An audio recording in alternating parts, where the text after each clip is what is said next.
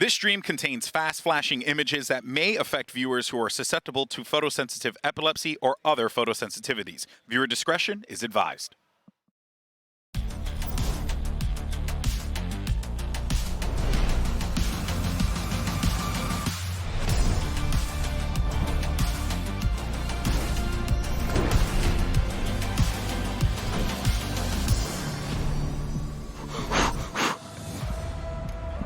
Two teams from the Americas, 2 from the Pacifics, 2 from EMEA, and you guessed it, 2 from China remain in the competition. We have a level playing field, and it's anyone's game for that trophy. Hello, everyone, and welcome to Day 9 of VALORANT Champions, coming to you live from the Shrine Expo Hall in Los Angeles, California. I'm your host, Yingsu, and with me on the desk today is Mimi and Baller. Guys, have you had a nice rest? You ready? Playoffs! Let's go!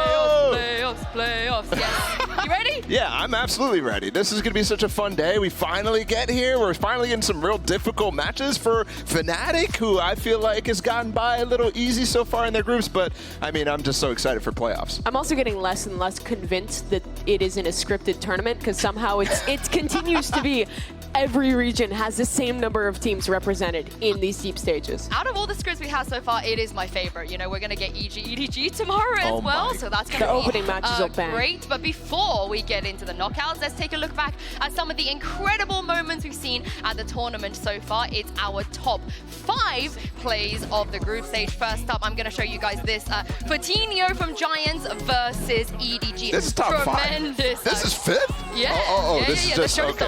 I thought it was something else. I mean, this one is pretty sick. When do you ever see 2, much less 3 kills with a showstopper? I feel like thus far this tournament, we've had terrible luck with anyone even getting a single kill with that ability. I'm just surprised he kills the guy behind screens. But yeah, I mean, it was a kind of turning point in the game. Not that much, but yeah, he was insane. Fatinho was nasty during this group stage. I think really putting people more aware of him, because all we saw was that kind of lock-in performance from him on a global tournament, and it was okay, but it wasn't like fantastic, which I think this group stage was from him on an individual performance. Fatinho better be on here twice, because that 4K where he like whipped around 183 different times in heaven, I feel like was definitely his best play of the tournament. Honestly, I asked for just 5 plays of Kanka. I got vetoed for that. So that's really sad. Yeah, I know. Unlucky, I felt really. like we could have justified a top play of just Kanka, but let's take a look even at the next one, and this was Zeta Division's Laz versus NRG. Mimi. Again, we could have probably made a top 5 just Laz. Yeah, he had some ridiculous plays this tournament. I feel like his like crosshair placement is so perfect all the time when you watch him play. Like, people just walk into his crosshair while he's ADS, and he just hits it every time. And this was a super critical round in the game for them. They obviously didn't manage to close it out, but getting that match point was massive, and it was just good to see Laz back again. Laz on Chamber is just so fun to watch, and unfortunately we won't be able to watch him more, but I think it's promising for him going forward. And just like I said about Fatinho, it's like one of those guys that consistently now has turned up at so many international tournaments. Yeah, deserved. 100%. One other guy though who I feel like is taking a while to warm up, Carpe. He actually, Baller, got his first ace ever in VALORANT. This is his first? Yeah, congratulations to Holy Carpe for this. crap. Yeah. This was one of the nastiest clutches I think I've seen out of anybody too. This guy was insane in this round against Foot. Yeah, the context of it, how critical that was as well for them. I know they didn't end up winning, but Mimi, for him to get his first ace in that condition is mad. Yeah, I know, down 11-9. If they had lost this round, the economy would have just been dumpstered. So winning here was massive for Carpe to keep that game close. His improvement as a player has been unparalleled. Like at Lock-in, he came out, T1 just looked honestly kind of clueless. People are like, oh, what are they doing? They're completely trolling with this roster. Who is this guy? And then he shows up in Pacific. They make it top 3. Then he shows up in Tokyo. Then he shows up. Like, he's just gotten so much better every single event, and is now really proving, I think, why T1 took the risk on picking this guy up. Yeah, he feels like a player who has come into his element, and in that game, he was saving them from getting knocked out earlier. Yeah, and who can forget Charles Neddington, C-Ned, of course.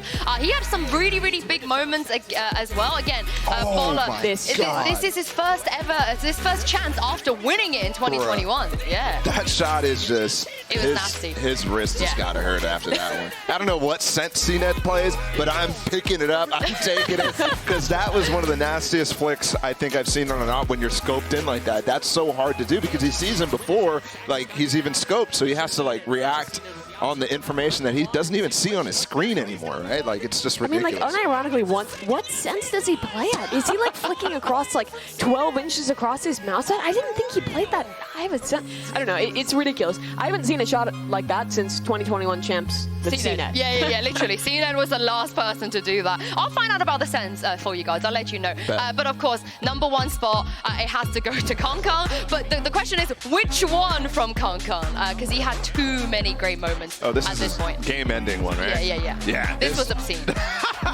This is literally match point. His teammate dies in heaven. He has to play against the heaven plant, and he hits both of them so easily. Yeah, he has a little bit more time to play with, but this is usually an unwinnable situation. Like, this is unwinnable, and he does. The turn on the flash, too. It's like perfectly turn 90 degrees, flick back, then flick across to kill two different players. It's absurd that he can pull that off. And also, he went from doing his little cold, like, op moments to just being like, I did that.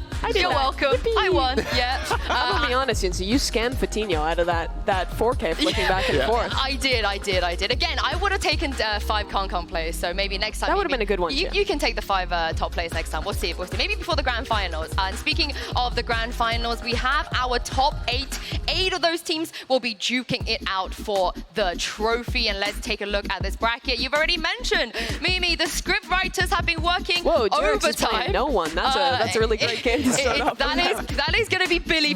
Again, the team, I feel like nobody expected to make it this far, but they did. They snuck their way in there, but they will make it up against CRX, which should be a cool game. The one to start with, though, today, Fnatic Loud is going to be so good. A rematch of the finals in Brazil where Loud got their trophy stolen away to start this whole crazy year for Fnatic. That one is so exciting. I just personally I know you've mentioned EDG a few times, but if they lose and then DRX beats Billy, EG has to play for elimination against Billy. So they're just like potentially in the Chinese gauntlet after starting so much crap against them. And if there's one thing Billy is good at, it's doing the funniest thing ever. And they have the chance to do What is that, Mimi? What is it? Eliminating another NA team who said they had no chance of beating them. Strongly agree. That'd be so Very fun. good opinion. I'm here for it. I am so here for it. And since we have a new bracket, Bren and Sideshow are to once again explain to us how it's all going to play out. Check this out. I disagree too. Hello everybody and welcome to Bracketology, the playoffs edition here at Champs 2023. Josh, we're going to split up the jobs. Okay. I forgot the word. Not a good sign for the cast later today. You're on the lower bracket, I'm on the uppers. Okay. Let's get this started. First match here, Fnatic versus Loud. What are you looking for? My glasses. You're on top of your head. Okay. We're lost in the sauce. All Fnatic right. versus... Fnatic versus Loud. Yep. I've got to say Loud. I Bish, mean, I bash, know bosh. you're doing the upper bracket. You got to say Loud. Sorry, Fnatic. Meant to say Fnatic. Okay, yeah. I'm thinking about who I've got in the lower bracket. Boom. Fnatic there. Do you need a Loud sticker? No, that's He's got all right. it. I've got the lower bracket on He's lock. prepped. Okay, I think this is just a given. Fnatic versus Loud. I mean, do we have much time to discuss? Probably not. Not really. But foot paper X. Yeah, foot paper X. Paper X. Okay. I'm gonna go paper X. That's very reasonable. Yeah, I think that is a reasonable take. Extremely reasonable things. You've picked just the odds-on favourites. Odds-on favourites, I think, Are you right going there. to do that again? Are you going to underrate Billy again? Billy versus DRX. DRX have got to be odds-on favourites, but Billy, they're making magic out there.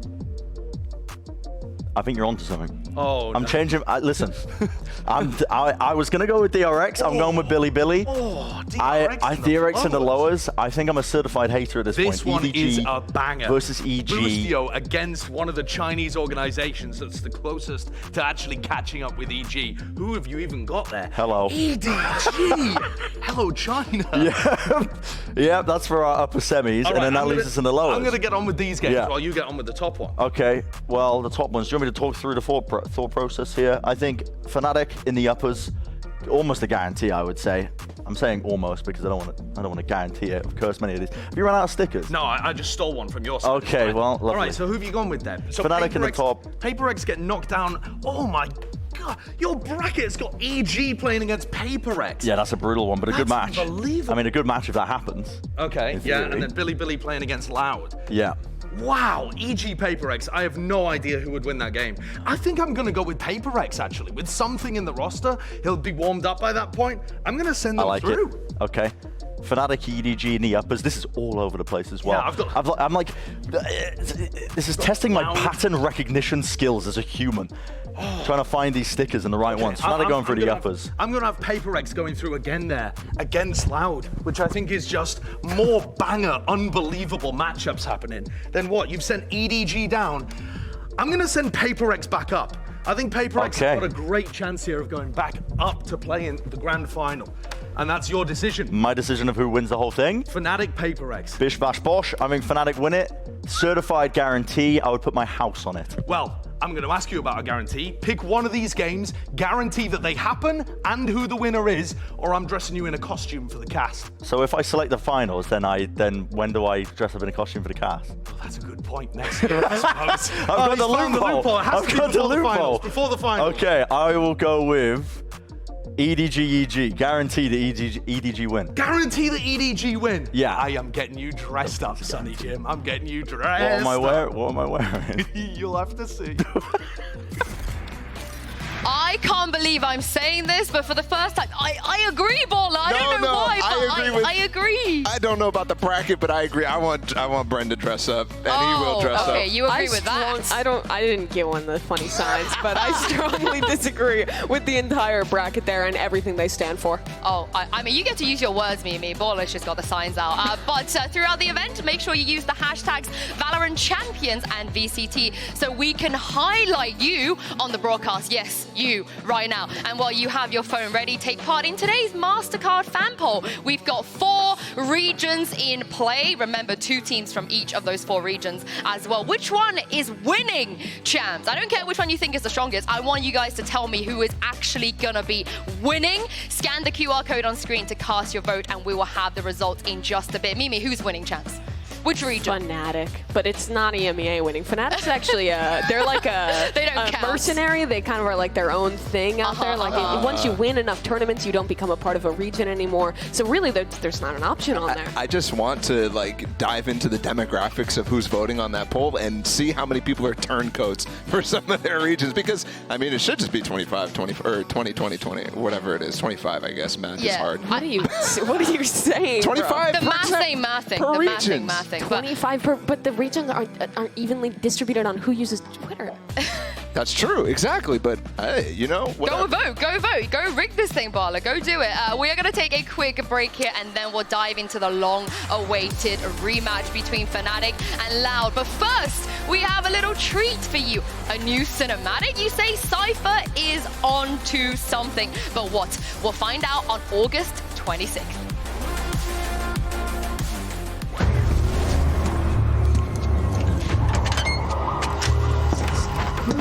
Welcome, Deadlock. You have something for me. I told you before.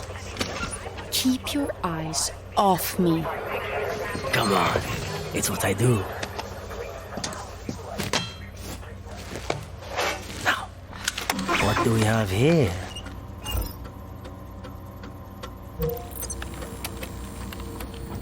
It's worse than we thought. What do you think? Will he listen? I got in. You tell me. Call Brimstone.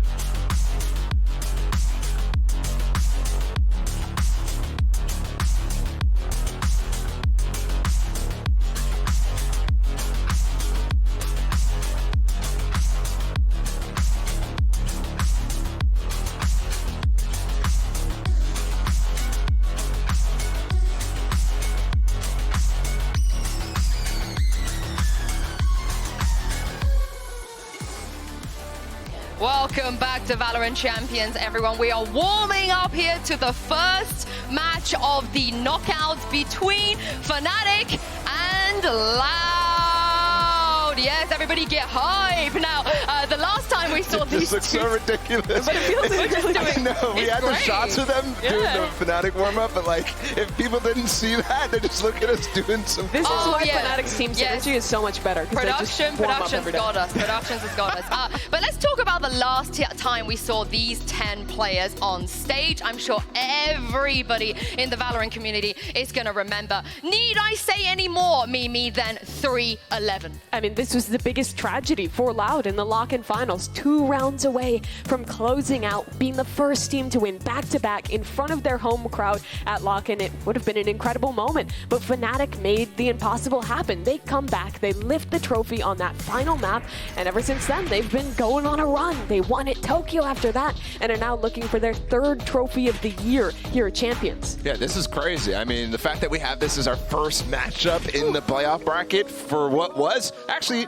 hands down, the best series of all time in VALORANT in my mind. Clearly in front of the Brazilian crowd, they almost got the reverse sweep, but it just didn't happen. So you're right, heartbreak. But I want to bring you back to 2022, because this to me is a very similar story again, right? They faced in the first international tournament, Loud was in that grand final against Optic. Then they actually come back into the final tournament of the year, Champions, and they win that one. So I mean, this is kind of analogous in my mind because of how the year has progressed for Loud. But for me, it's kind of different because of the expectation shift. Yeah, I mean, let's not forget, since that lock-in finals, Fnatic and Loud regionally, they both did exceptional. Fnatic, they didn't actually win EMEA, but Mimi, Loud, they won Americas. They were the #1 team out of the Americas region.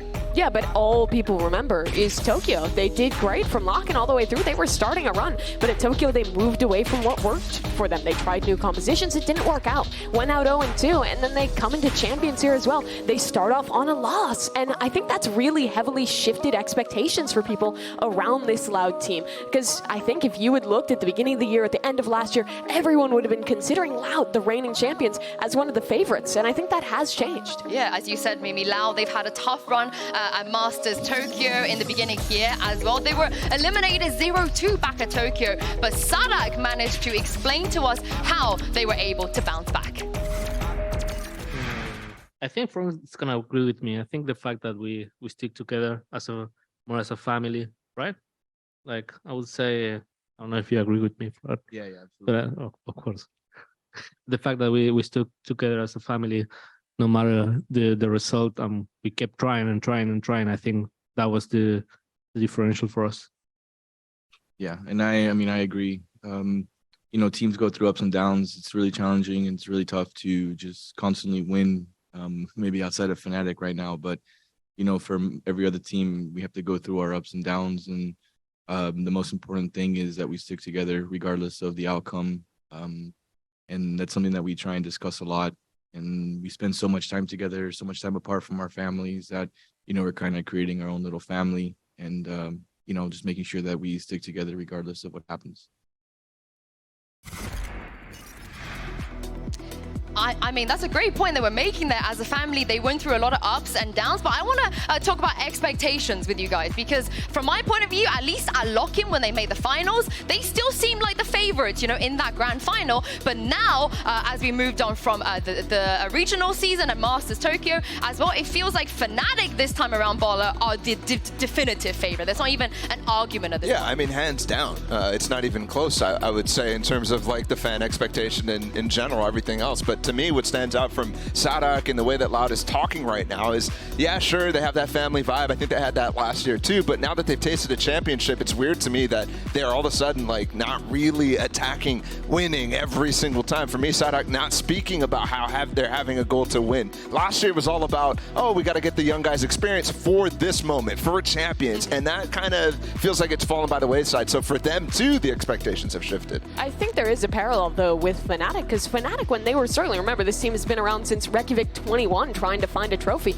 And the discussion oftentimes was about how Boaster was like building up this family, these group of players that could finally lift a trophy. I think it's kind of, you have to have one to get to the other. And Loud is focusing right now on building up the mental to be ready to be a team that can lift a trophy again. Are they ready though, Mimi? After seeing Loud at group stage, do you feel like that Loud, they have a chance to take down Fnatic today and even go further? I think Loud in their current form, it would be a big surprise if they beat Fnatic today, because I think they've struggled to find their identity. They've tried to redefine it. They changed a bunch of different comps around, and it's been kind of to middling success. So for Loud, so much has shifted here that I think it would take a big kind of upward swing on performance compared to the rest of this event if they were to win against Fnatic, who's just been stomping their way through this entire year. Well, let's see how Loud is doing today and send it over to Golden Boy and get a quick word with their coach, Fraud. Coach Fraud, come over here, my man. Always a pleasure to see you, as always. Look, you know, you guys are no stranger to this Fnatic team, and you've been on quite the journey yourself this season. Do you feel like the squad is in a good position, though, to take down a Fnatic team that has only gotten better since your last encounter with them at Lock-In? Yeah, absolutely. I mean, Fnatic is a great team. They've been playing amazing all year long. But at the same time, I feel like we've been, you know, playing really strong as well. We've been stepping it up lately. We were able to get over our little losing streak, and, you know, we hope to continue this winning streak that we got going. Hey, man. I think everyone would love to see it happen. Always appreciate you, brother. Back to you guys. I mean, I guess the saving grace is Loud. They are running the gauntlet of EMEA teams. They took down Liquid at groups and then Na'Vi as well. The path baller, especially for this Loud team, was not easy to get here. It almost feels like they had to show absolutely everything just to claw their way out of that group. Yeah, I mean, we've already seen, what, 3 different compositions from them. You're right, they've shown everything, but I feel like it's also been self-inflicted because of some of those changes that they've made. I don't like almost anything that they're throwing out there since Tokyo, and that is such a stark difference from the Fnatic side, who is just constantly just using the same stuff, innovating slightly on their old stuff, which works really well for them. I agree mostly, but I do think that Loud needs to find a balance. If they're only playing the same Harbor Viper, if they're only doing the stuff that was working for them to win Americas at the beginning of this year, I think that could fall flat. But I think they're taking it a step too far. What makes Fnatic so good in my eyes is that they can play these same compositions, but just add new little things, new ideas, and really focus in on perfecting a comp. Whereas for me, I feel like Loud have been taking almost too big of strides in trying to completely shift their identity, completely shift everything about their play style, and I think that's worked against them. Yeah. I think that's been completely the key for Loud. When you see them actually go to their real easy stuff, the Harbor Viper on Haven worked really well. The stuff that isn't is the triple controller one is like kind of fine, because I think towards the end of the series against Na'Vi, they really were all comfortable, but it's not been clean at all. The breach comps are just not something that I think they are comfortable with, even though I think theoretically it works quite well. I think I'd like to see them move more into the comfort, or at least act like they're comfortable, because in the server a lot of times it feels like they throw a stun out and they're like, oh, I don't know what to do after this. The triple controller is almost poetic, because of course Fnatic used to run it on bind, and Mini absolutely hated it. Mini was like, we're not doing this again. Yeah. We're over cooking. And speaking of Mini, there's a great quote here from him, because of course we remember from the coaches' reacts that we saw when they were playing against Billy, he was fuming, like absolutely fuming, even though they were winning by a lot. They were owning Billy. And Mini explained it as well afterwards in a press conference as saying, I think on defense we were not letting the rounds play out properly, essentially letting them win. We know how much better than them we are, so it's very frustrating to watch. What matters is the question of whether we are conditioning ourselves to be lifting another trophy. Some of these mistakes that we do lose us rounds, so that's what we need to focus on. And Mimi, he's got a point. Yeah, this also goes back to what you were talking about, Bala, with this side of Loud and them really putting that focus on lifting a trophy. If you are to get to those heights, you have to be mad at the little things, at losing a few rounds in a team. Those things matter when you get up against the stronger opposition, and I think that's how Fnatic has managed to stay on top across all 3 events this year, in that just kind of perfectionism in everything that they do. Yeah, and speaking of Mini, Golden Boy caught up with him outside. Let's take a look. Coach Mini, come over here, my friend. Pleasure to have you here as always. And give it to the next person. Oh, but there's no other next person. Oh, okay. Well, that's that. Back to you guys. I hope that's not an omen of how this series is going to go. Double it and give it to the next person. What? For them, it's button 2-0, so what are they going to They're going to 4-0 next game. I don't know what he's talking about, to be honest. What is he doing? I mean, reeling in the heart. Yeah. Let's talk about a huge matchup in terms of the players in this, because I feel like when it comes to everyone's list of top 20 players or who they think is the best players in this tournament, Alpha is often pushed down a little bit, Baller, because people just firmly believe as a Sentinel, Less is the best player By in that push role. down, you're talking about Bren, Yeah, who I know. was the top 20, and specifically Bren, and everyone else had him top I was 3. trying to throw a little bit of shade over there. But I feel like that discussion, it does happen a lot. Yeah, it does. I think when you talk about like pure Sentinels, people who've been playing the role for a long time, I think Les definitely gets ranked higher as somebody who like uses his utility well or whatever, but I don't really believe that they're actually playing much different in terms of their style at this event. Les has been hungry for kills. He's been chasing things, and Alfir has been the same way. It's ridiculous what these two players are doing in terms of form right now. I think the whole like Alpha overheats too much, he takes too many risks on Sentinel narrative is fake. Not real, not true. It was true, I think, at the beginning of the year. I think there was too many risks taken at Lock-in when he was still getting used to the Sentinel role and how Fnatic wanted to play this year. But I think these last few tournaments, well, he is taking those risks sometimes. And at times it'll lose around for Fnatic. I think taking those risks is often a good thing because he's just good enough to always make that work. And he's also good at his role. Without taking those risks, you wouldn't get those crazy extra rounds that he just gives you. He gives you full rounds out of nowhere. And if you look at the other side, we kind of are always priding Les in the risks he takes on the lurk, going for aggressive plays, trying to give those moments to Loud. When they were at their best, a part of that was because Les was doing the same stuff. Honestly, when Alpha hopped out of window on Haven and got that 1v3, I was like, there it is, best player in the world. But whether you are playing on the stage or partied up in a Premier team, you can't win games without good comms. So let's hear how Fnatic does it against Bilibili in this Sony in-zone open mic. We gotta learn something.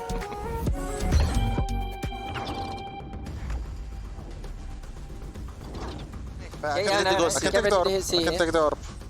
I'm gonna take it. The orb here, yeah, we hit this. I'm gonna do Astro ulti. Ready? Yeah. Powder. To the parallel elbow, ready? Yeah. Powdering elbow. I'm gonna suck Durka. Take our time here. They open the door. Can you plant Durka when you, Leo, can you give me the bomb? Yeah. I need to get the plant, boys. You can drop it. Cross, I'm covering. Chuck it up here. Yeah, dropping up. Viper ulti, con. Yeah, always double it. 2 CT. We got now. Cool. I have 2 nano on bomb. They might open door again. Can't flank now, Alpha. They broke my 1 nano. 我进枪的，没人，水下有一个水。我有水黑，我有这条黑，退后。对。我得低包了，兄弟们。丢来了，这大丢捆家里。I'm gonna suck next. I'm sucking now. Off. 超表，全道具上面。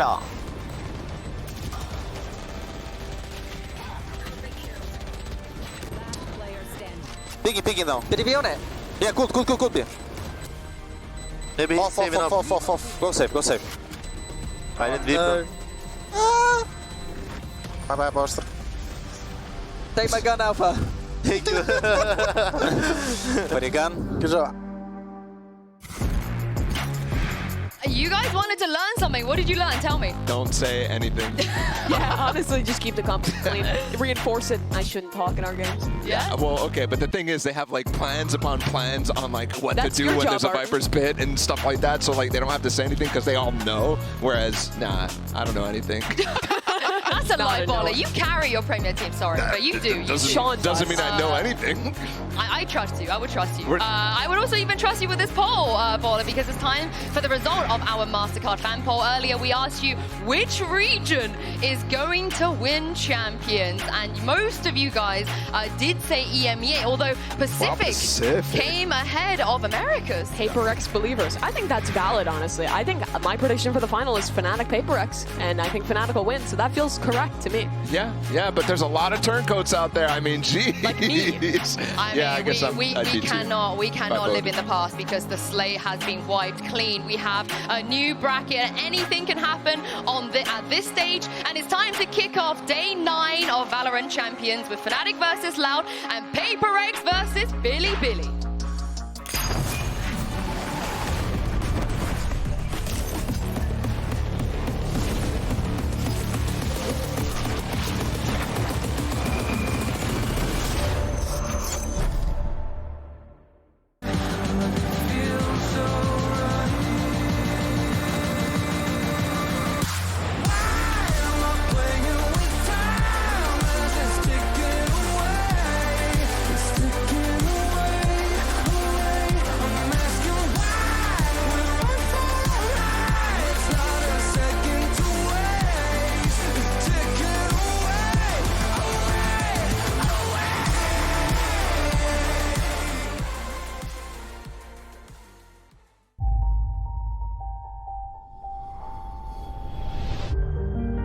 There's something extra special about champions, you know? They send liquid home. FBX, they fail to get a win. Send Zeta home. It's the one that everyone says they care about the most. The season ends for Na'Vi. The first Turkish team to make it this far. The unthinkable might just be happening. There's going to be a day where we do lose. 2 wins have definitely put a target on our back. Can you take a little step towards Sada? Speed. All right, we're set. Okay. My brother is cold. Is there anything we can do for him? It's alright, it's alright. We get this done. You get? Okay. Oh man, you're such a leader. Look at that, looking out for people. You know, you have to be comfortable. I got some bad moods. Dude, we actually play like idiots, eh? Yeah, we play like idiots, but somehow it works. Just for fun. Main Fnatic 2023. I mean, we're feeling great because last year we didn't make out groups. But you win today, you might lose tomorrow. Playoff'larda bunu Türkiye'de ilk yapan, FPS oyununda ilk başaran Türk takımıyız. Bu harika bir duygu. Çünkü ilki başarmak her zaman güzel ama bunun sürekli olması lazım.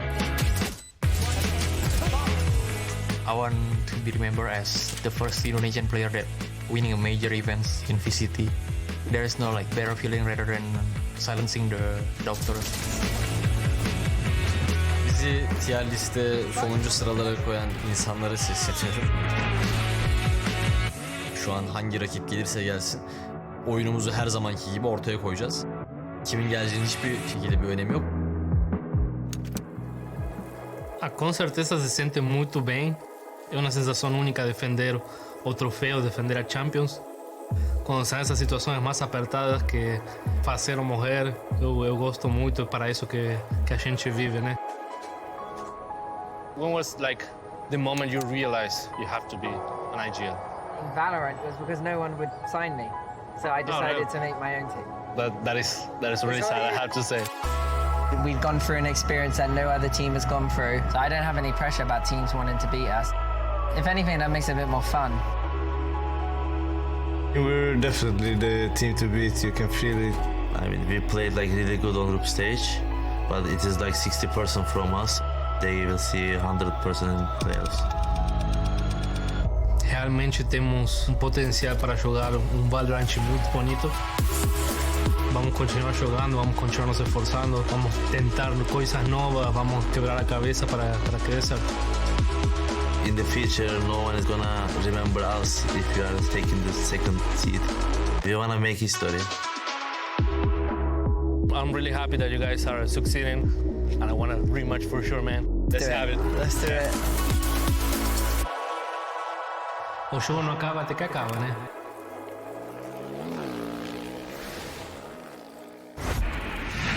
So out of groups, the teams that went 2-0 were the 1 seeds, and the teams that went 2-1 were the 2 seeds, and they all got faced up together. So now that they match up, the higher seeds will be the higher seed for the match picks. So Fnatic, you came out number 1 out of your group, so you'll be the higher seed in this matchup. Team A or Team B? Team B.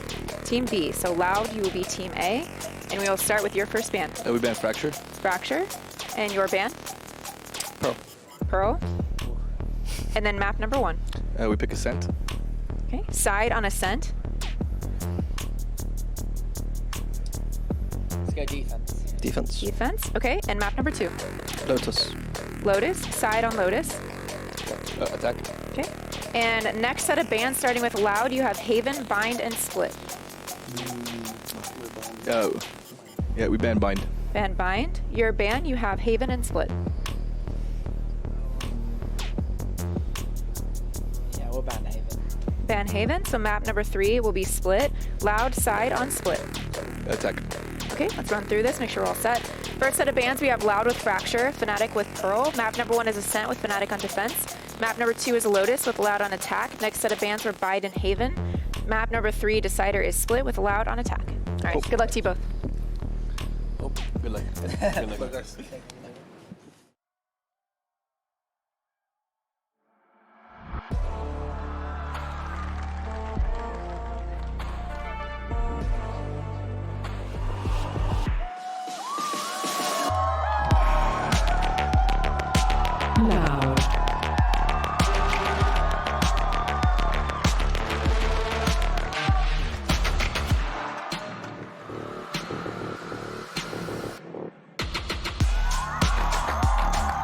Fnatic.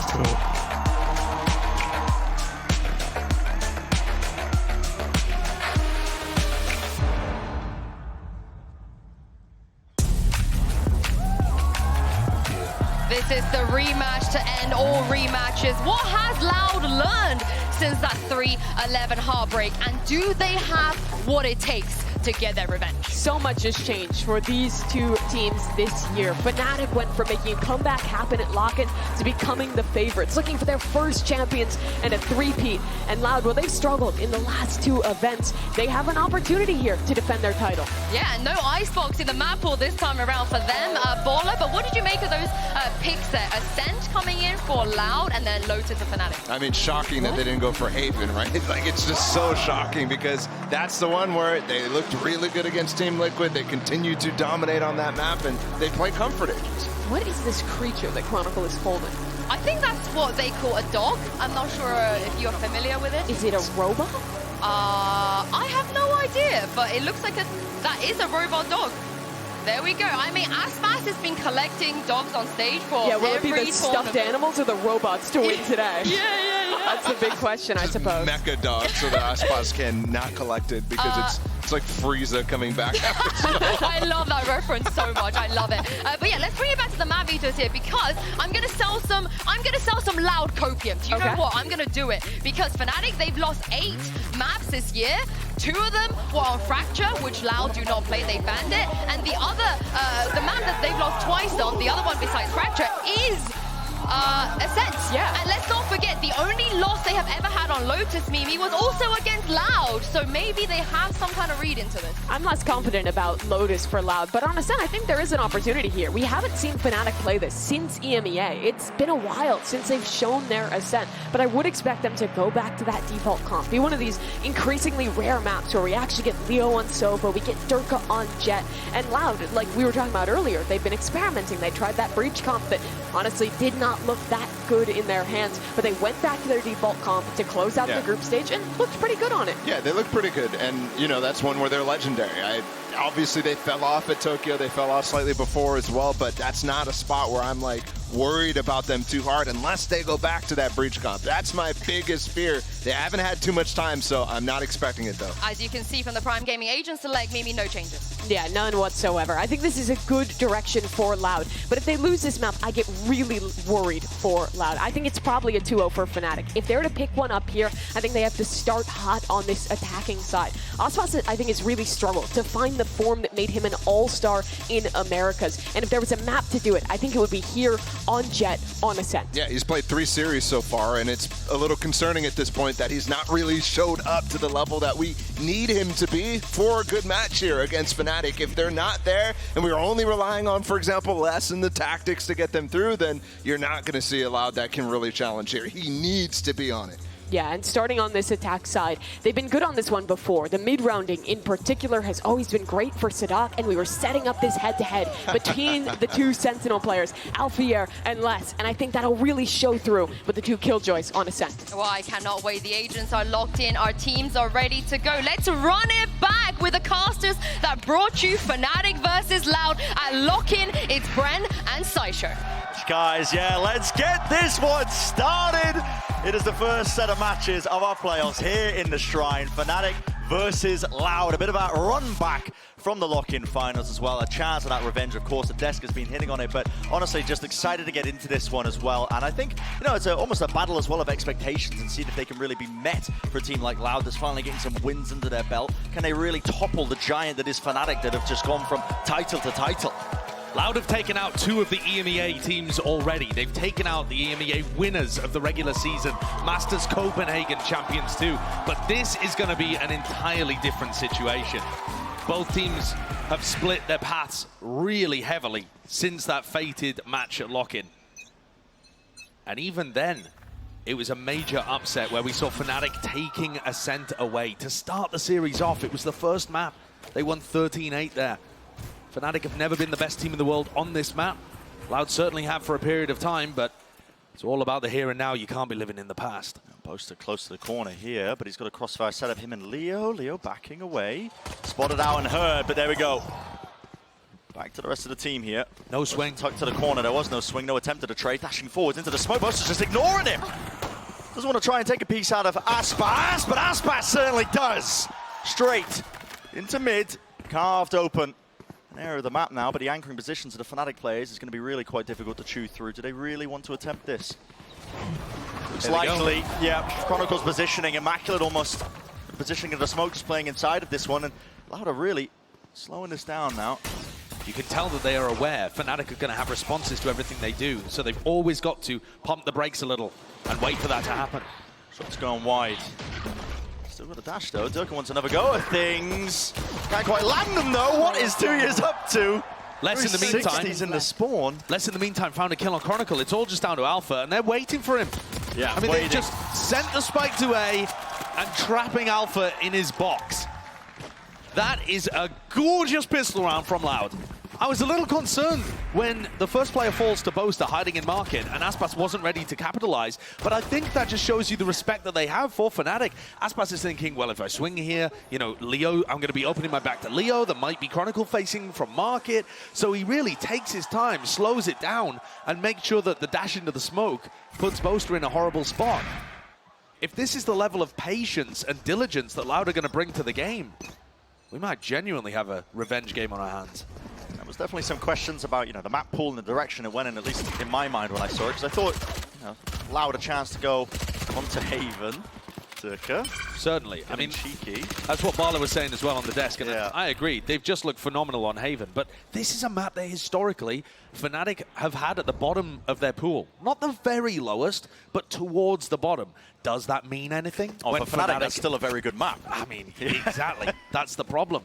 It was towards the bottom of their pool when they played at lock-in, and like I said, Fnatic were able to find the win there, but it wasn't this mirror matchup. At that point, you had Sadek playing the Viper. They were playing Viper Omen.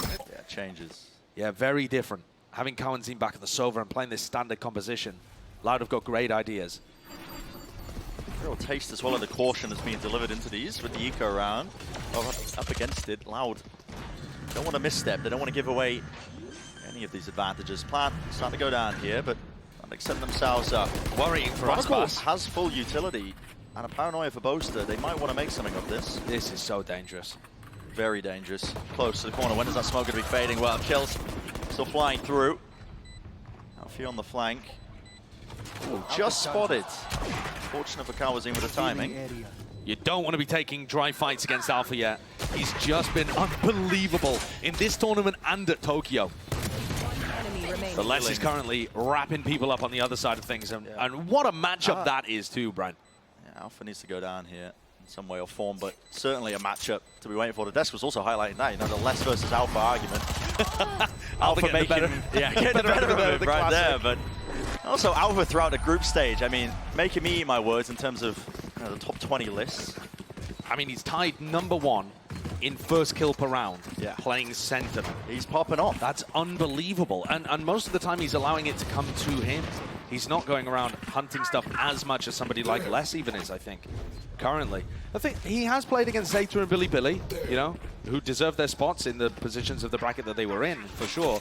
But it's not like Fnatic have faced any tests yet. Exactly, and that's what really we've been waiting for. It's a bit of a test now for Fnatic. Here we go. Buy round online. Finally the rifles, Nate being held for the first signs of life with just damage. Definitely being done. Durka's got to respect that one. Interesting play from Boaster and Chronicle over towards A main, but the fight's happening in market again. Durka tries to take an opening fight. Gets destroyed by Aspas, and Leo, he doesn't know which way to look. So distracted potentially by Les, who's been brought down to half, trying to take fights against Alpha. This is Loud feeling fired up. This is their bonus round, excelling at it. It's a healthy one at that. Flash through. Alpha trying to take a peek of it again, but he's only got the Odin. It's a difficult weapon to make work in this scenario. He's lit up. Has to hug the boxes so he doesn't get spammed out, but just every angle we can watch for, and this, you know, cautious approach that Loud are taking to the game. Hello, Alpha. Here to play, but eventually shut down towards the back of the site. And yeah, just to touch on it, I mean, Loud, they're taking the times and the moments. They're finding real awkward positions to punish the Fnatic players. And on the pistol and the bonus, that's both come in market. That's been the area where they're putting the squeeze on Fnatic. They chose to try and take a bit of a trap between Boaster and Leo on the pistol, and here you see just the isolation. They know that Leo's around, Aspas gets pinged up, and it doesn't matter, they just force the fight anyway and win it. I don't think Durka's expecting that duel to come to him as quickly, to be honest. I think he's expecting Aspas to be put off by this over-utility. What a great start for Loud on their attack side. Run away from the no command for Loud. He can start farming up some of these orbs.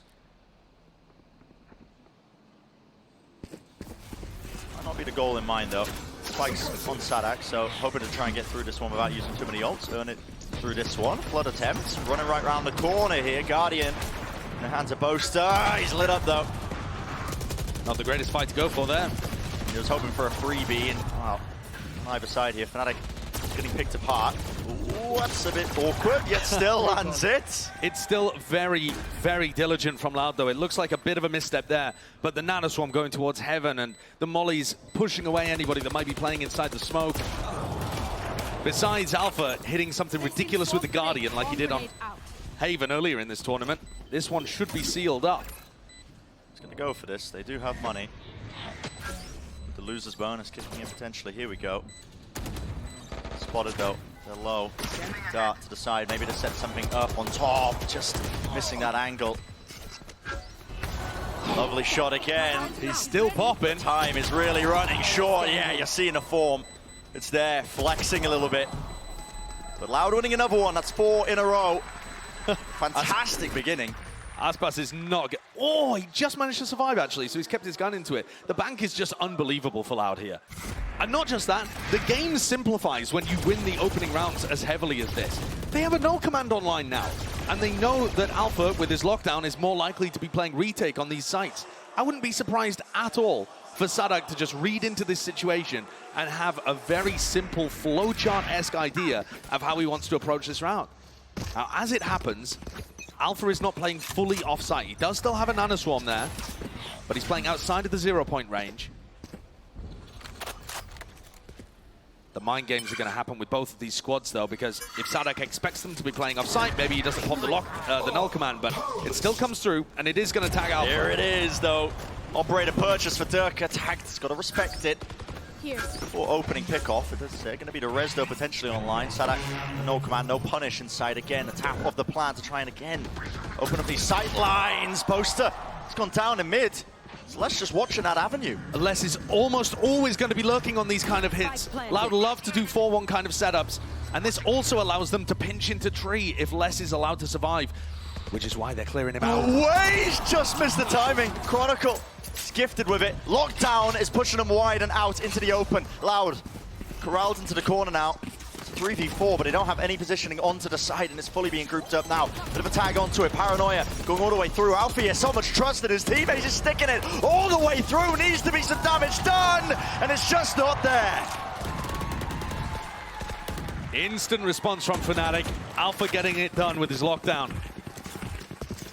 I think the awareness to be able to clear out Les is also absolutely crucial in that scenario. If you allow Les to hover around in this area and he feels safe, they could try and make a fight for the lockdown in tree, or he's just going to survive as a backstab element and make it so much more difficult for you to be able to stick the defuse. Fnatic need to get rounds on the board here. 4 is already good for Loud on the attack side, and they have so many more opportunities. Bank that was built up that you were talking about prior. Plenty more money invested in these rounds here. Typical exchange over towards A. Meanwhile, Durka is praying for that late lurk from Les. Just a little bit of a peek through tiles. Might get gifted it. There's the jump spot.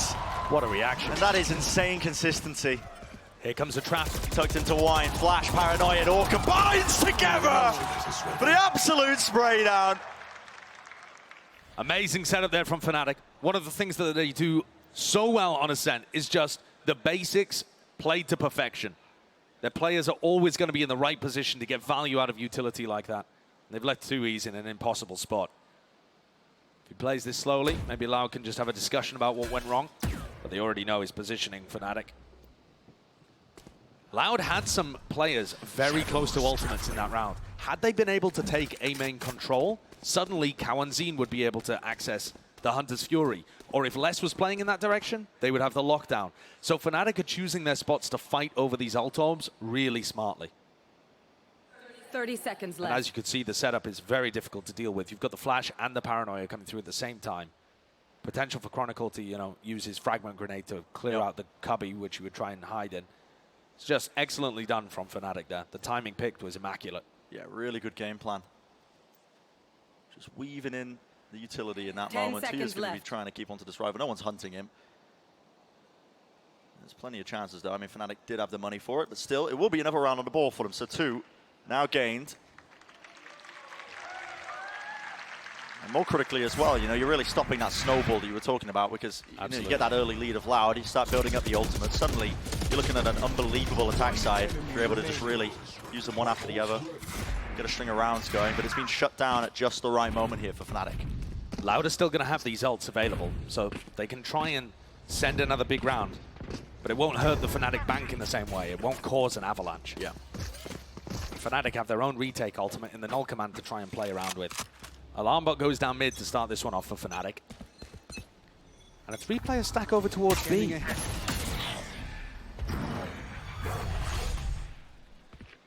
Utility just going to be broken, and there's a stack here. Maybe a bit of a read as well. I mean, Loud have been setting their sights towards A. Most of the time when they go for these B hits, they send most players through mid. Les is also quite aggressive. If you give him space in B main, Les is likely to walk through. Someone needs to break this. But Alpha, did it spot him? I'm not too sure. I think. Yeah, look at the way that Kawanzin is holding that right corner as Les spams. I think that has been detected. A one-way thrown from Boaster. And Fnatic are really heavily fighting over B main control, as they were over A main in the previous round, but this time it doesn't lead to deaths, and Loud can pivot through Catwalk if they want, or at least open space here. Yeah, I mean, Loud are just trying to fake presence like they're going through here. That is a disgusting angle. Top of the box here, Sadak removed. IGL on IGL violence, but it's going to be explored by Loud, still the alarm bot. That pressure has also pulled Alpha yet away from B main, so they can try this split a little more effectively. Here we go. Here's the time just gets to be taken here. Lockdown has to be used to try and clear the way through. Dart is good as well. Hunter's Fury. Kawazin with the tag. Chronicle. He's dropped to his knees. To get the ult off on time. Updraft to dodge it. Durka avoiding it. That'll be the res inside. Still, the coverage is there, and time is really running short. There's only 20 seconds left into this one. Full containment. It's the name of the game here for Fnatic. Players are still alive, making sure that they don't leave any pieces 10 seconds. Out wide. Here's the ult, but they don't have the spike just yet. Need to get themselves into the site. Kawazin just breaking it. Still needs to be covered. 2 years covering the cross still. It's up to just Kawazin. Gets the player down. Does not win that fight. So, good stuff from Fnatic. Felt a bit shaky at times, but I thought they slow it down at the right moments. And the player that ends up having the play to win the round there with the weirdest KO ult I've seen in a while is Chronicle. He popped his KO ult as he's getting a Hunter's Fury, and it's not necessarily to try and cancel the Sova ultimate, though you will see that play occasionally. It's just to keep himself alive, and he's giving info and comms throughout the whole round about where these players are positioned and where they're shooting him from. Loud can't start walking into sight because Chronicle's just going to spot them and they're going to get spammed through smokes. Yeah, I'd love to see the kill that Alpha got in that moment, because I'm pretty sure, I mean, it must have been off the communication of Chronicle, right? When he's dropped to his knees and he's just seeing them all. Yeah, I mean, you also had a player flanking through Market. Fnatic had got them completely contained. So a timeout here from Loud, because they've lost 3 rounds in a row now. And that bank that they built up really early on, while it's still decent enough to give this another shot with a rifle v rifle, they've used the ultimates that they wanted to get value out of. Yeah. Lockdown, Hunter's Fury, both invested there for no results. And Fnatic is setting up so many threats around the map. We've already seen Fnatic fight very heavy for a re-clear A main, so that makes that a dangerous area. Boaster was on that strange off angle, peeking over the smoke, so that makes Catwalk a dangerous area. And you've also seen Alpha get tucked in on B main. So there are so many threats around the map that you need to be using utility to deal with and see whether or not they're happening. You know, in any given round, any of those could be setups unless you have info to prove otherwise. Those set plays are what makes Fnatic dangerous on this map and why it's not bad for them, despite it being towards the bottom of their pool. It's going to be the one-way smoke setup. Be a chance to fight over this one here. Get out of my way. Knives exchanged, but broken. So not going to be spotting out. Boaster, who's tucked himself into wine, used the paranoia very early on and repositions back to safety. Mid now, he's going going to be the focus here, but Durka is lying in wait. Operator spotting his targets. I don't even know if he intended that one. That is the tiniest little grab. It felt like he spotted just the leg of Sadak, actually, and just took the shot anyway, but Aspas falls. That was the player with the knives. Flash has set it up as well, the Odin spam. Fnatic, one of the best at really maximizing the usage of that gun. So many layers to their setup. I mean, there's a bit of a breather in this moment here, but it's up to Loud to explore, take some risks, see if they can take a shot or two. I love the reclearance. And if Loud are going to play patiently like this, they are opening themselves up to reclear strategies. That's a nice recon dart that finds value, and a missed shot by Durka. Hello. There is still a possibility in this round. Definite chances, and look at this. Chronicle is just distracting the entire time, more than that. Earned himself the kill, Shorty running him down. It's Leo finishing him off with the shockies, okay. Durka was set at 1-5 before this round began and hits an astounding operator shot to open things up and make it very difficult for Loud. Take a look at this one on the replay. It was he? He spots, I think, Sadak the first initially time. Goes to the repeat and just shoots immediately, yeah. And woe betide Loud if Durka comes online. Because at the moment, he's, working around in mid, not being offered too much. He's gotten one op shot onto Less on the jump peak. And one kill there onto Aspas. Smoke in his face. Hard pressed. Doesn't get much done here. This is a very early drone. Durka's going to make a go of this. Yep, straight through. It's pinpoint accuracy. Lovely punish of the drone, and he's in the moment plays for the instant reaction from Loud. Look at the fight over Heaven here. Gaining the side as well over towards Heaven. I mean, it's Alpha who really shuts this one down. 2 years, you really want to keep going for this. Spam it to the corner, the coverage. Sadak has got his teammates back here. Paranoia now being held, and they are set up for it. 3 versus 3. Lit up though, and here's the Hunter's Fury on Orthodox with the angle. Damage is being done. It's followed them right into them, straight through Tree Leo. It's magnificent. All the placement towards it in 2 years. There's so much more to do here. Left in the clutch, 1v3. No easy fight. Not for him, not in that instance here. That is just beautiful. Leo's utility and ult in that round was massive. And for Fnatic to recover that situation after Loud had made a nice reaction, double pushing through Heaven. I don't know if you spotted it, Sadak's wallbang is ridiculous. I don't know if we're going to catch a glimpse of this. The opening fight, though, off the back of this Sova drone, magnificent. They know that Loud have been going for 4-1 strategies a lot. Here's the ult that you were talking about, Bren, that applied a ton of pressure early on. Sadak's got a wallbang angle that goes through on Heaven with so the coverage, deep. yeah. That's Alpha's reaction to getting wallbanged there. Take a look at that one back in a VOD review or something. Apply it to your rank games. That's nasty. The money is still flowing, enough for weapons on either side. Same smoke. They're having to back away here. A lot of noise being made by Loud into mid. But this is a half that is, at this point, really getting away from them. They're trying these A splits fairly frequently, but usually it's been the majority coming through main. I think I've changed the setup up once more. Smokes here. Bit of blind fire. But I love this call from Sadak. He knows that Alfia has the lockdown, so he's going to be wanting to play with it towards tree. So if you do an A split on them, then you control the tree area, at least if you're able to get through to the site. Scatter. 2 years. I'm towards Heaven looking for info. He's looking specifically for Durka. Is the operator on A? Are we going to be able to get in? Put on mid, not smoked though. Less. Bad jump peek again, that's twice. Yeah, punished for it. Gave Durka the precise timing that he was looking for. Flash. Trying to take this one. Nade at the feet of Alpha though. Got to back away. Quite stand still. Paranoia a bit delayed here. Fnatic are going to be more than ready. Alpha.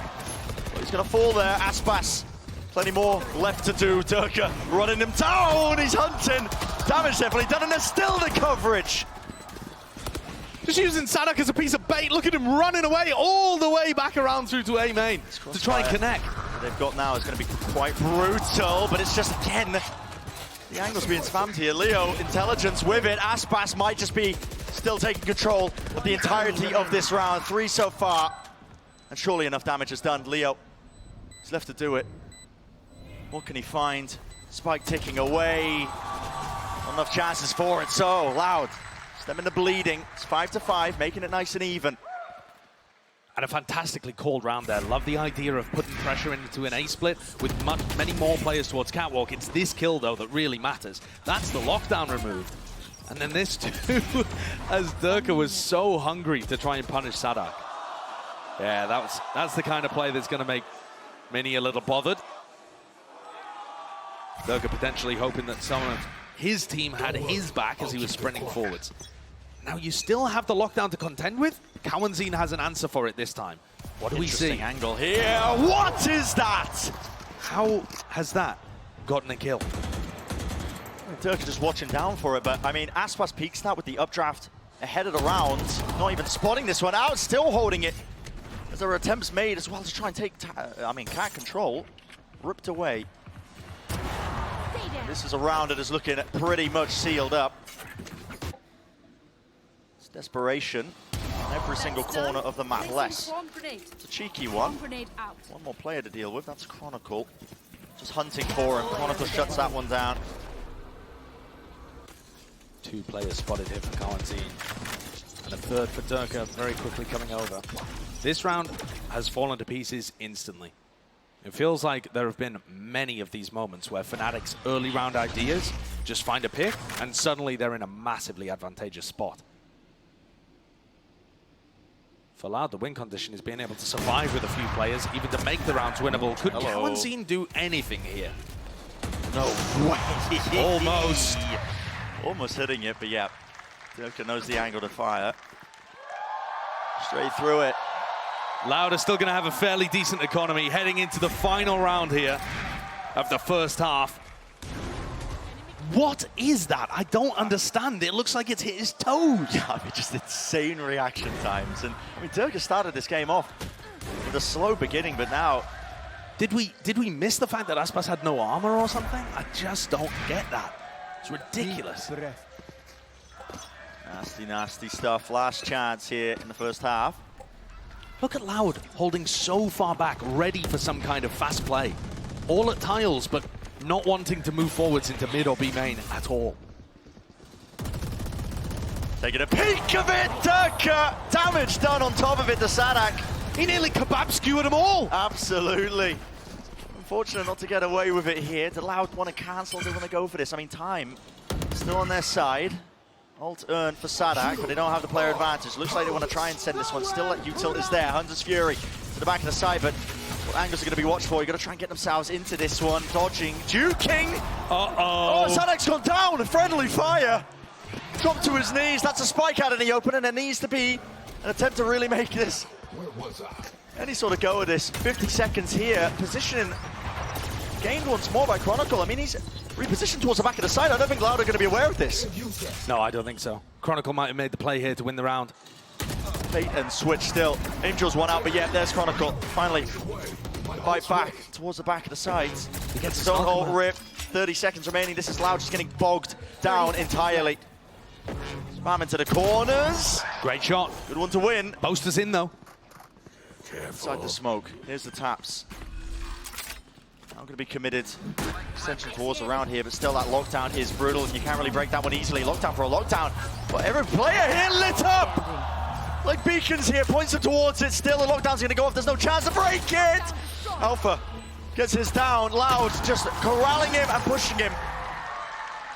And that's it, 6-6. What an incredible recovery from Loud. Less making the play towards Market, but it's the recon from Cowanzine that collects 2. And this is a 6-6 half already. Loud looking better than the time that they played Ascent at lock-in finals.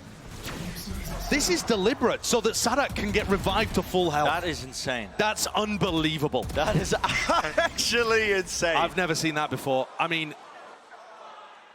at least I assume it was. Yeah, I mean, I was assuming it was deliberate, but yeah, maybe not. I don't know. But cheeky. Anyway, 200 IQ. That is it for the first half, of course. Let's send it down. We heard from Alfie a little bit earlier. I'm happy because we stand up the playoffs, and I mean we played like really good on also group stage. but it is like 60% from us on the group stage, and they will see 100% in playoffs. When I saw Boster like this, I'm getting hyped because I didn't see before. Like, it was really good match, and he take like 5 or maybe 4 clutch. It was good, and the performance was really good today from Boster. And yeah, that's what you expect from IGL. 2v2, Bianca and Yosemite still standing. Bianca to be cut off from this, though he can't quite get involved here. The spray not connecting, and Alpha staying on the defuse. You gotta be your life on the line for this. No one stopped him. They still can't stop him. I will be happy if I take third trophy because I'm the 18 years old, and I will be extra happy because I am taking this trophy with this team. They are really good friends and they are really good person. I love most about that as well is, you know, Alpha saying they're playing at 60% in the group stage, but playoffs you're going to see 100. That is just, I mean, that's threatening. If you're hearing this as well, heading forwards, I mean, Fnatic already look like they are just on a warpath to get to that grand final. Absolutely. To try and, you know, a chance to make history for themselves. And yeah, I mean, if they haven't been playing up to top potential, what more are we going to see unleashed? Still, it's even for now. It is, and I think Fnatic made a great job of being able to recover after that 0-4 start that they had, and yet Loud still scraped some rounds together towards the end to make this a fantastic attacking half. When Loud were at their best playing this composition, their attack sides were always good, but their defense could not be cracked. Fnatic are going to have to come out with some masterclass rounds from Bosa and some huge plays from the players to be able to win this one. It does look like Loud a setup potentially to take the first map. Actually, that's a harder ask against a team like Fnatic. Dodging initial waves of utility. Here's the turret. Just trying to slowly lay claim to B main, but the shock dart actually. A bit of damage done. It's chunked them, hasn't it? Durka is very weak. The recon as well. Nobody broke it. They still want to commit to this. Yeah, it's disjointed, still recognized. Nade towards their feet. Durka separated from the rest of his team, but luckily enough time board, they can get themselves into the side. Very low though, and yeah, with all that damage being done, it's easy pickings, isn't it? Loud now earning their spot. There's a flank attempt at the same time, straight through B main. And this is Fnatic, surrounded. All avenues, all fronts. One section of the side don't need to force some of these fights out. With Sadak falling, it has cracked open a potential chance. Aspas grasps it. A flank from Pryor. Really paying off. Both pistol rounds go the way of Loud, and both looking quite simple for Fnatic. That one just designed to be a bit of a B hit, with Chronicle using his KO utility to fake like there could be presence on A. But frankly, the recon dart just broke the entire thing. Big mistake from Fnatic there. Cowan Zine had almost won the round before we even saw a gunfight. All of the chip damage, the recon giving away what the plan was, and Loud completely collapse. Onto Fnatic, taking away the second pistol. Cowan is in very good form currently. Needs to be the case if you're going to be trying to hold a candle to some of these Fnatic players. We know that they're capable of it. It's been that minor, you know, fall from grace ever so slightly for Loud. They've regained their footing ever so slightly at this event. But they'd love to keep it going. And remember, this Fnatic team can be beat. We saw it before when they were having a rough day in the EMEA finals. It feels like teams are almost forgetting that as well. Fnatic are reaching the level of, you know, reverence where you're showing so much respect. Yeah, to a certain degree. Tucked into mid here. Aspas, lots of chances to farm up some of these kills. And they're going to be finding them. Hook, line, sinker. Brought it down. Very clean. Do Loud have some kind of strategy here to put... Oh my goodness, immediately we're seeing Aspas on the operator. Okay. I was looking, okay, maybe, you know, there's some kind of set play, maybe a flash and dash play, or some kind of spam from Cowanzine. It looks like the op is going to be the win condition protect. Oh no, they've actually swapped it up. Yeah. They've sold it, gone for a Marshall, and instead have less by a rifle. So not wanting to put all of their eggs in this round, not wanting to do economical damage to themselves if they're not able to convert the bonus. Just making it a true bonus. Fnatic on this map, usually extremely diligent. Going to be using Chronicle's utility, like this 0 point he's just thrown, to make sure every piece of the map is methodically taken away, squeezing the defenders further and further backwards until they can hit a side exec. What an interesting bounce start this is going to be for A-side. I think that lands at the back of Jenny, but no, thinking against it. Take flight. Drone. Now a chance to get into the side as well for Fnatic. Clear in the corner there with the drone itself. Sadic's able to just stand his ground and spam through that angle, but eventually they hit a reload and finally cross into the side. Plan starting to go down here for Chronicle. Shark Dart's ever so slightly off the mark. Paranoia, does that cause any sort of attempt to try and get into this one? Oh my god. Just raining bullets back and forth, hoping for a chance. Smoke still in their face though. Until that dissipates, they're going to be hard-pressed to really find anything. Traded out. Fight being taken still, Those. Main control, beautiful smoke to try and cross into this one for Loud here. 2 years, he's cut this one entirely up. Leo brought down and out. Still tucked close to the corner, Boaster alive and kicking with the rest of his team to help him out and bail him out. There's not too much else he can do. Oh, Tucker! Backpedaling, 90-degree flick. Takes out less to finish the round. I do really like that smoke from 2E's to get back in through door. That's actually a smoke that I first saw Boaster using. I believe he was the person to innovate that kind of way of getting back in on retakes. So using it against him, very cute idea. But Loud not quite being able to pull off the retake there. Fnatic held strong, got themselves in a nice spot. And did a small amount of damage on the bonus round, but not too much. Loud are going to be coming into this one though with Aspas set up in B main, op in hand. And a very similar approach from Fnatic. Get Durka fairly deep and then rely on the KO utility. Here comes that 0 point to take A main control. Meanwhile, though, there was a drone out towards B main, and it's getting that line-of-sight angle here for Aspas. All the information does not hit the jump spot, though. Good info gathered. At least for it. Still that attempt of a fight here. Sadak falling. What a cool dart. That dart is only useful if Loud were fighting back over A main. Watching for it, though. As soon as Boaster goes down, you know there's some safety towards it. Dart. Just lay it on top of this utility, a chance to fight over this one. How'd he get one? All the way. It's unheard of. Kawanzi needs to hold until Aspas gets it. Gets cleared. I mean, Leo, this brain's too big for me.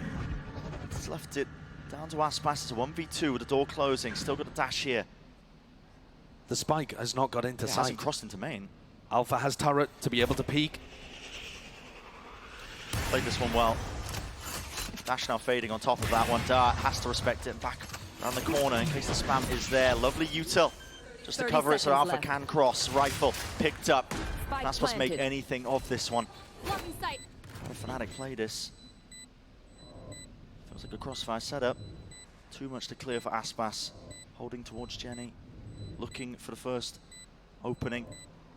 It's a shot in the dark though, with Leo's repositioned down into hell. Has to be excellent! Aspas isolated it, 5 HP though. Tap, and a swing from Leo. Any semblance of danger, get it out of your mind. Definitely thought there was a chance there that Aspas was going to be able to pull a miracle out in the 1v2. Against probably the two safest players that Fnatic have in those kind of spots. It's a great attempt by Les. This one really what broke Loud's back though. Kawanzine holding towards Switch, and Leo is so good for getting those final 2 kills. The clearance towards Switch is excellent. And this is the round that breaks Loud's economy. Aspas had invested in an operator. It's not a fast play towards tiles. Instead, Aspas just walks into mid. Fnatic have been putting so many resources into taking A control, they haven't been watching mid. He's tucked down into this corner as well, crouched down. I don't believe this is ever going to get spotted. Has Boaster seen anything? No, haven't seen a thing. And they're just trying to punish Alpha, I think, in this position. 0 point finds 2. They hear the drop though. Aspas hears it. Boaster tucked to the corner, and a shot's landing. Aspas is in danger. More than that! Oh, beats the movement. Aspas normally a movement god on Jet, just got tangled up inside arches there. Trying to escape, you saw what he was going for. Yeah, that would have run. But with him not being able to escape, the chances of Loud winning this round plummet. was really where the danger was lying with the blade storms in his hand. It would have to be insane shots, I think, from some of these loud players, and still a squeeze being put onto Les. Many players about to meet him. 30 seconds left. The gambles on the wrong side. One bot there, smoke to cover it up here, vulnerable up, but it does not matter, not when you're hitting shots like this. Les is calm with the aim. Enough to rattle two of those shots off. No util into the corner. That's the ult popped off for Chronicle. He's leading the charge, and the rest of his team, he wants another go of it. Time, though. Running short to get themselves onto the side and get that plant down.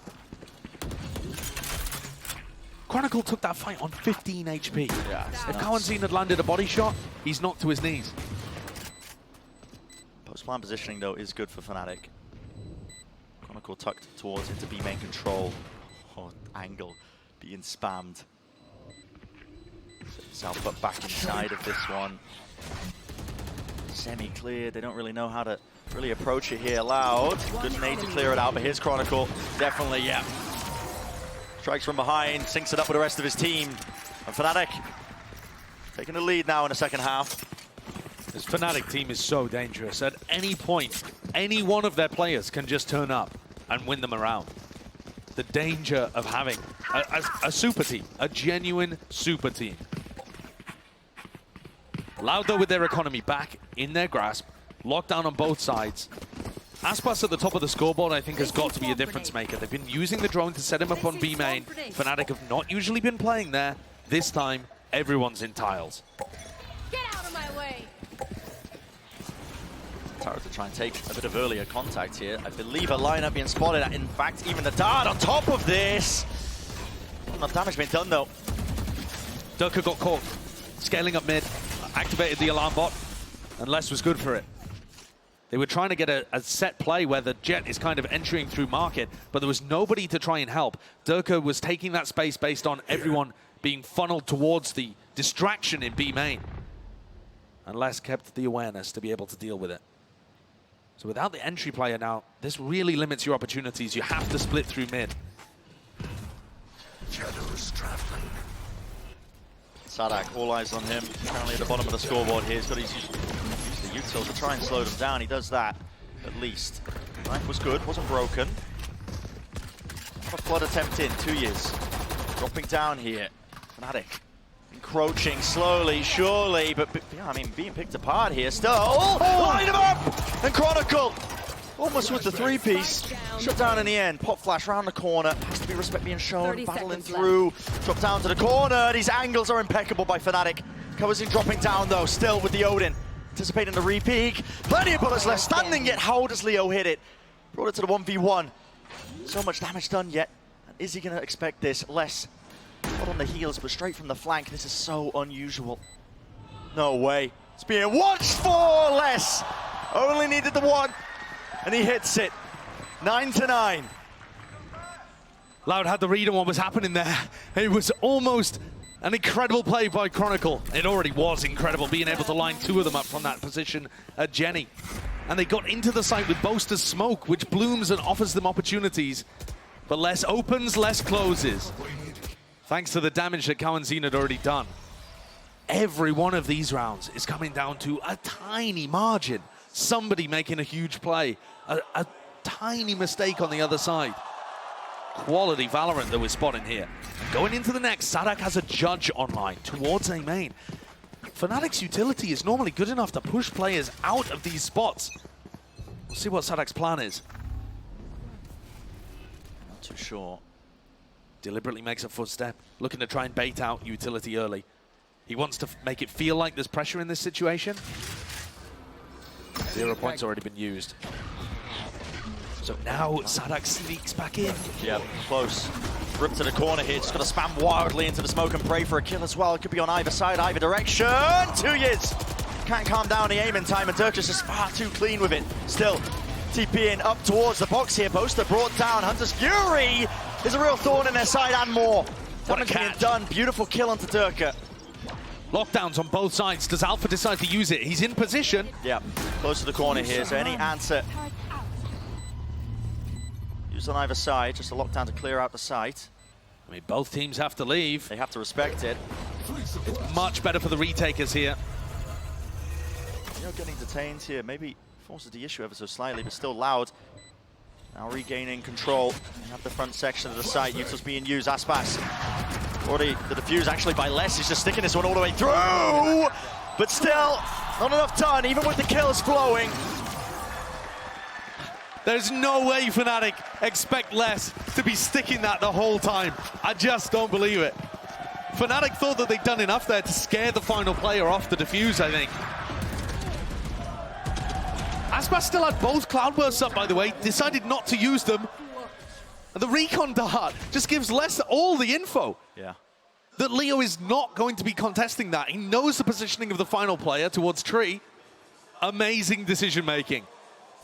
And another round that comes down to a slim margin.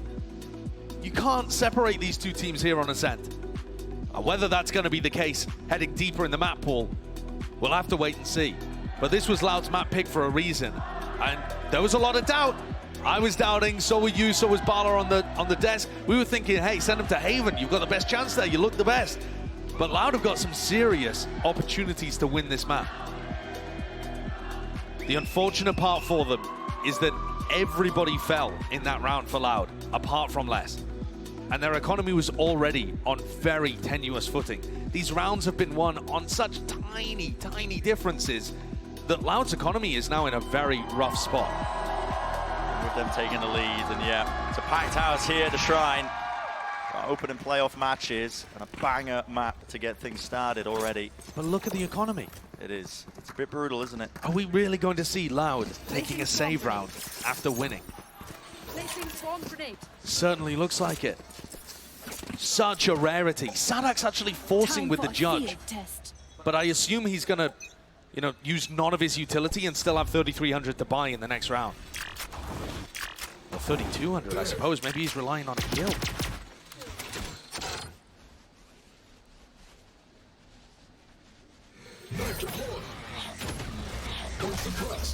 Fnatic eager to just not give anything away. Slowly waiting this one out. First few seconds.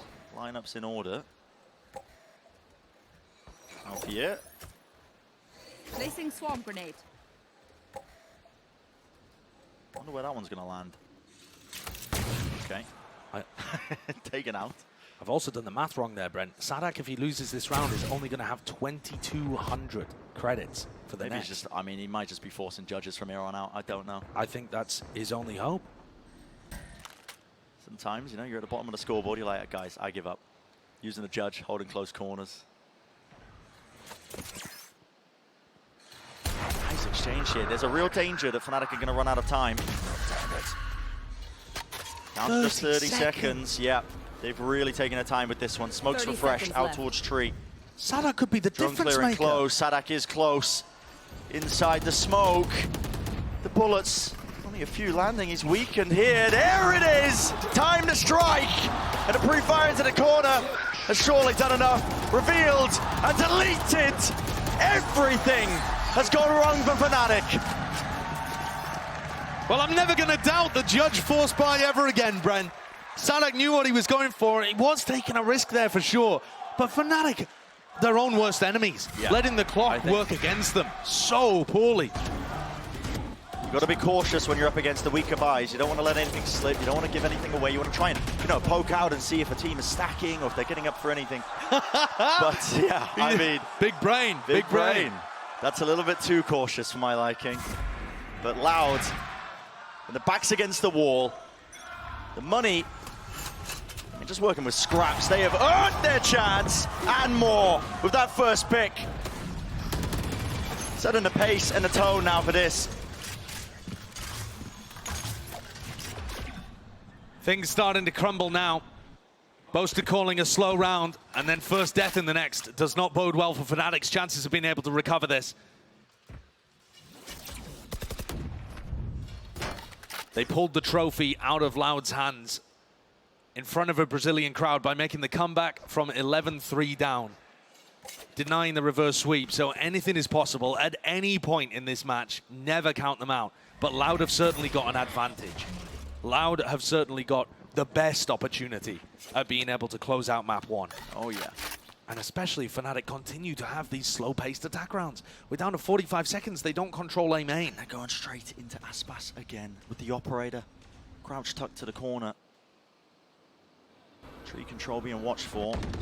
Trying to pull them away, but a read, I mean, it's there for them. Here it is. There's got to be a shots landed here for Aspas. Chronicle takes charge of the situation, drop down to his knees. There's no real follow-up here.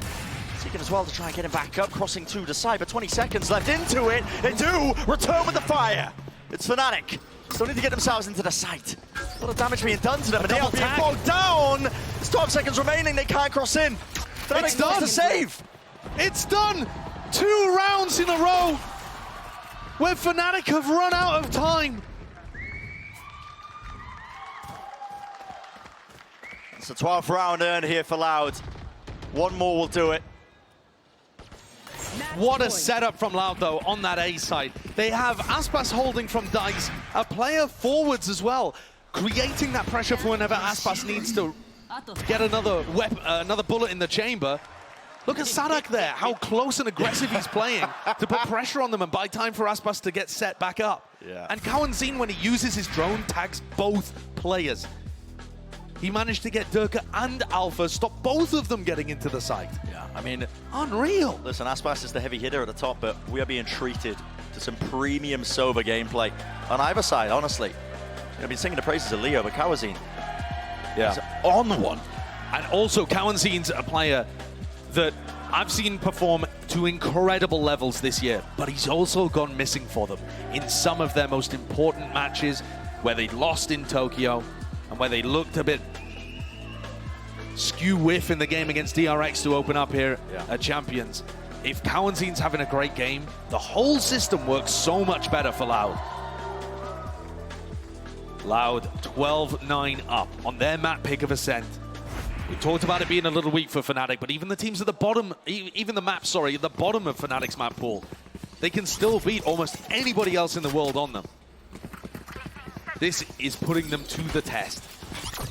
We're hoping for a good game, hoping for a challenge to Fnatic. We didn't want an easy coronation, nothing like it. Now they're making them work for it. Enough money to buy, though, for Fnatic here. All grouped up. Setting their sights over towards B. Order util. Sent flying. Taken out, taken care of. Hunter's Fury close here. Aspas has not been removed, but finally there's an Anna Swarm. Tucked towards the side. He's going to dodge it. Lovely by Alpha. Breaks open and cracks open the side entirely. Well, a lot of people are looking towards Alpha, making his claim for another MVP kind of run from what he's done in the group stage and what he was able to do at Tokyo. And he's saving them here. What? Again, he saves them. Disgusting shot, almost with a quick scope, but he's done enough in this round. Surely. He should have done enough, surely. Cowanzine beams them all down here. Recon dart back in 3. 28 bullets. Not ready yet. There's the dart, smoke in his face, makes it difficult to try and chew through. Everybody dodging towards the side here, nobody being revealed, nobody lit up. Cowanzine really, how does he play this one? Dodge to the side, 16 left in the chamber. Lovely peek by Boaster, so doesn't let Cowanzine get away with too much there. 10-12. And as Loud know, the final rounds to put Fnatic away are the most difficult. Nobody knows that more than Loud. Nobody has been hurt harder by that statement than Loud. And Alpha comes out with just a disgustingly good round. That's nasty. To be able to pull things back within 2. Once more, the Loud economy is getting squeezed. It feels like they've been winning. They've got that 4 in a row, and yet look at the buy that they're coming in with here to round 23. There's a Blade Storm and 2 hero rifles, but it's not a full rifle round.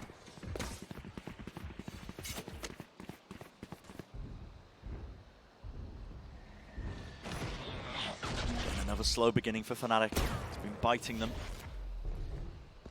You think back to Loud's attack side, and sure, some of the rounds were defined within the first 10 or 20 seconds. But if Loud ended up winning those skirmishes for map control, then they were in a nice spot to win the round overall. Whereas Fnatic are taking a much more slow-paced, diligent approach to how they clear out the map, and it is making the clock a serious factor. Best thing to lock down into this one, this time showing the respect. It's Loud here, despite the weaker guns, despite the economy being a bit broken.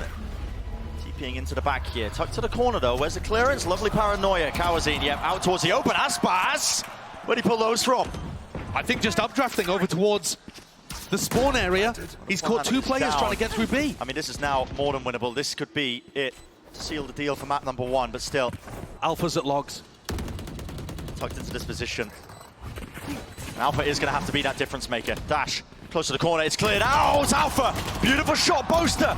Is he going to redeem himself here? 2 years though is deep into Boathouse, 2 versus 2. Rifles gain and purchase, paranoia. It's a lovely connection. Cuts away on the sidelines. Leo is left wondering, where are they? Boaster with so much more to do. This is for the map. 7 bullets, dropping down, a tap onto it, less seeking to try and force the fight out. It's played to perfection. Boaster is just not losing clutches. It's incredible the development that this guy has had. You heard him talk to Sadak about it before Champions began. This is a player that nobody wanted to pick up for a team. He had to make his own squad, and now he's there, leader of a super team, developing his own individual play to be able to answer openings like that against Aspas. He closes things out against another monstrous player, outplays less, making the clock his best friend. Oh, here we go. And we're into the final round. The barrier's already down. Paranoia in the face of Aspas though, holding him with the op close to the corner. Fnatic! They're really rushing into this one now, and there's a punish by Kawazine again. Immaculate with a utility.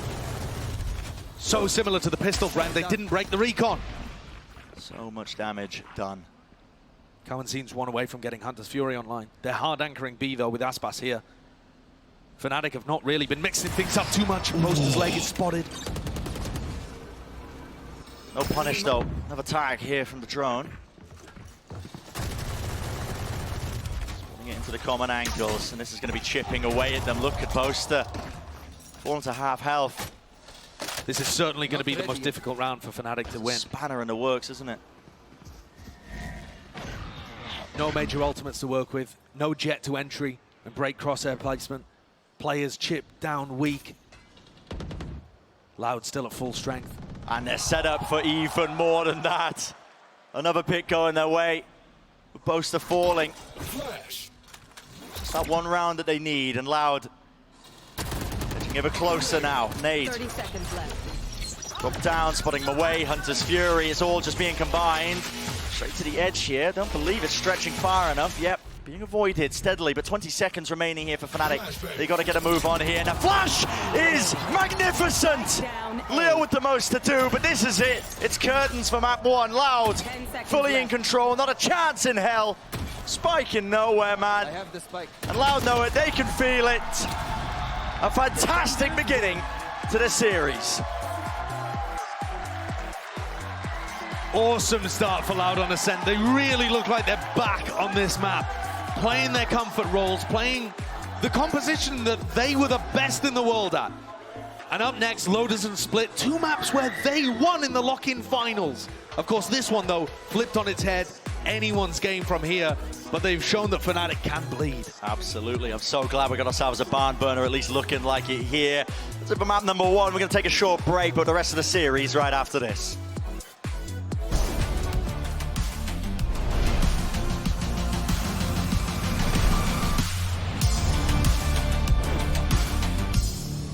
When you play an actual ranked game, it's 50 minutes, but how much are you actually shooting?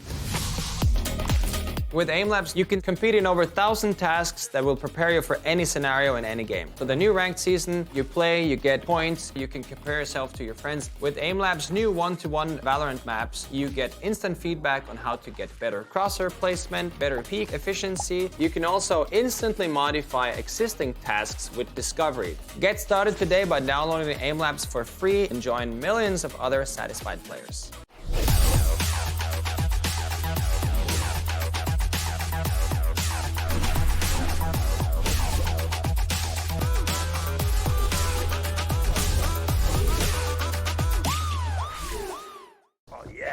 Bringing in a new roommate to save money, is that the plan? But we gotta find some way to save, so say hi to Glenn from work.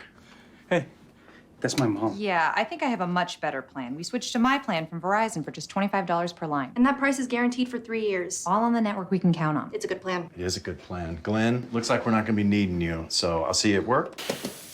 Oh, later, Glenn. Save big with My Plan, starting at just $25 when you bring your own phones. Guaranteed for 3 years. It's your Verizon.